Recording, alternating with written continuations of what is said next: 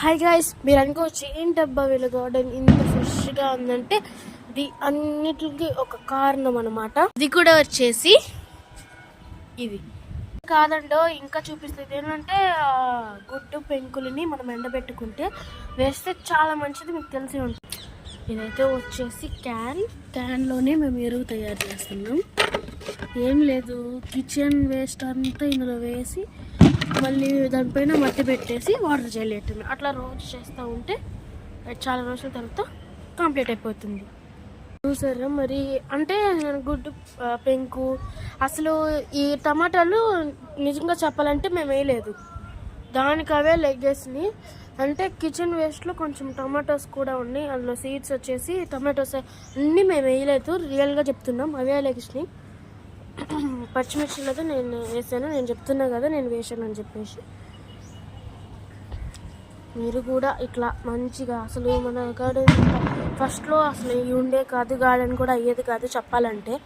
ఒక 2-3 చెట్లు అంతే, 2-3 చెట్లు ఉండేవి, దానిలో వీడియోలు తీసుకుని అనుకున్నాం. కింద గార్డెన్లో అయితే వచ్చేసింది అనమాట అండి. వీడియో తీయటం మర్చిపోయి రేపు అయితే అప్లోడ్ చేస్తానండి. ఇంతకీ మీరు డిపి అయ్యంటూ ఉంటాయి కదండి, అవన్నీ దీనికి ఆర్గానిక్ మర్చిపోయండి.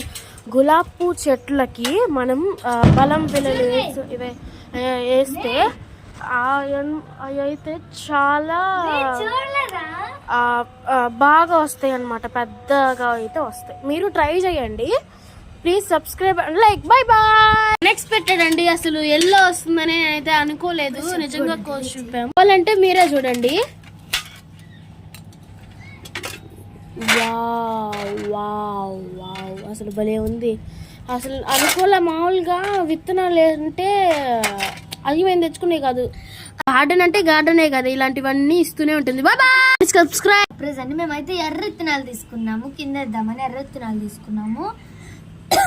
ఎర్ర విత్తనాలు కొంచెం కోల్డ్గా ఉందండి.